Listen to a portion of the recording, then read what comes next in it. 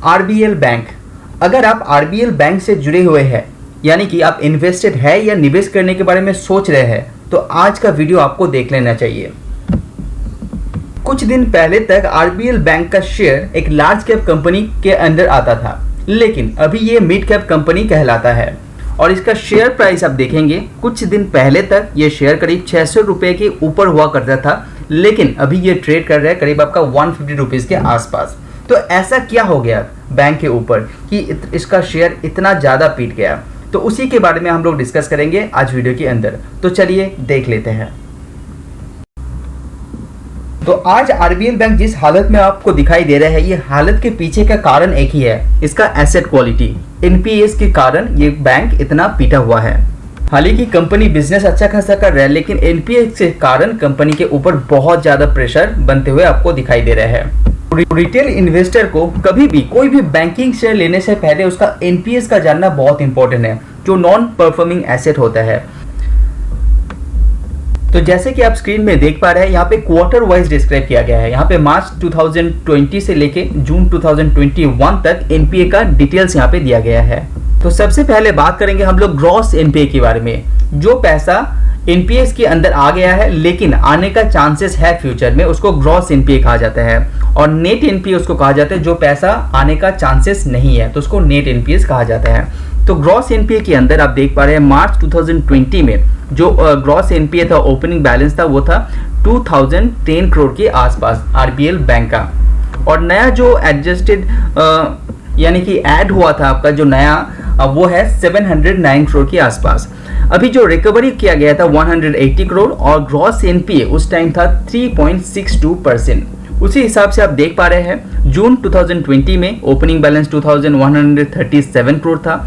वो बढ़ते बढ़ते अभी जो रिसेंट कंडीशन आपको दिखाई दे रहा है, जून 2021 ओपनिंग जो बैलेंस था आपका ग्रॉस एनपीएस का, वो था 2602 करोड़। ओके, अभी यहाँ पे देख पा रहे हैं कि कितना ऐड हुआ है हर क्वार्टर के अंदर। यहाँ पे आप देख पा रहे हैं ऐड हुआ है। तो रिसेंट क्वार्टर में 1342 करोड़ नया जो एनपीएस है वो ऐड हुआ है आरबीएल बैंक के खाते में। अभी यहाँ पे देख पा रहे हैं कि रिकवरीज कितना हुआ है, कितना करोड़ पैसा आरबीएल बैंक रिकवर कर चुके हैं। तो रिसेंट क्वार्टर में करीब आपका 160 करोड़ रुपीज आपका रिकवरी किया है आरबीएल बैंक ने। लेकिन लास्ट क्वार्टर में अच्छा खासा रिकवरी यहाँ पे दिखाई दे रहा है और माना जा रहा है कि आगे आने वाले कुछ क्वार्टर के अंदर ये रिकवरीज जो रेट है वो इंक्रीज हो जाएगा। कोविड के कारण बहुत सारा एनपीएस बन गया था, वो इम्प्रूव हो सकता है। तो रिसेंट जो एनपीए का परसेंटेज है वो है 4.99%। तो बैंक का जो पूरा खाता है उसमें 4.99% आपका ग्रॉस एनपीएस के अंदर ही आता है, जो पैसा आने का चांसेस है लेकिन टाइम लग सकता है। तो ये धीरे धीरे आप देख पा रहे हैं यहाँ पे कैसे बढ़ते गया है। तो इसी के कारण एनपीएस का प्रेशर के कारण कंपनी का जो शेयर है उसमें भी बहुत ज़्यादा पीटा है।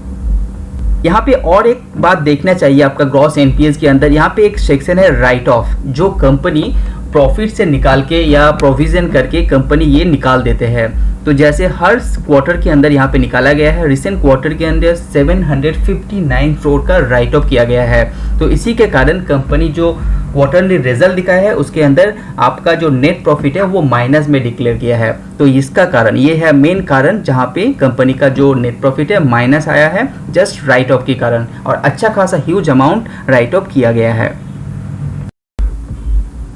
तो अभी बात करते हैं कि कंपनी का नेट पीए का कैसा कंडीशन है। अभी अमाउंट के हिसाब से देखें तो रिसेंट क्वार्टर में नेट एनपीए का हालत है 1137 करोड़, जो पैसा नहीं आएगा।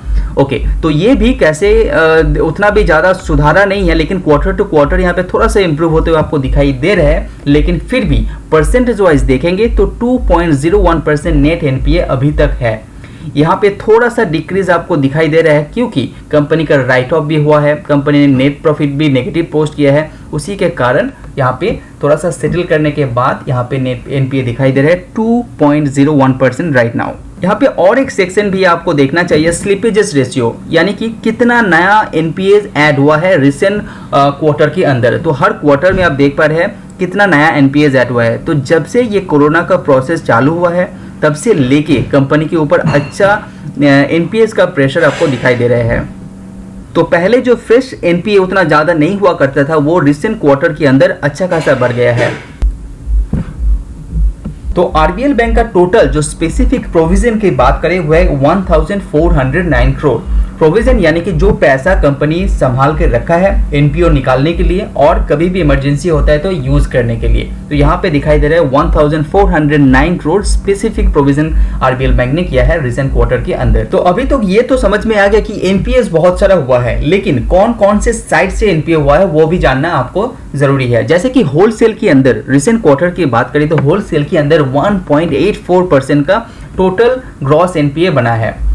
एंड उसके बाद रिटेल एनपीएस की बात करें तो 3.15% आपका रिटेल एनपीएस आया है, ग्रॉस एनपीए की बात कर रहा हूं मैं।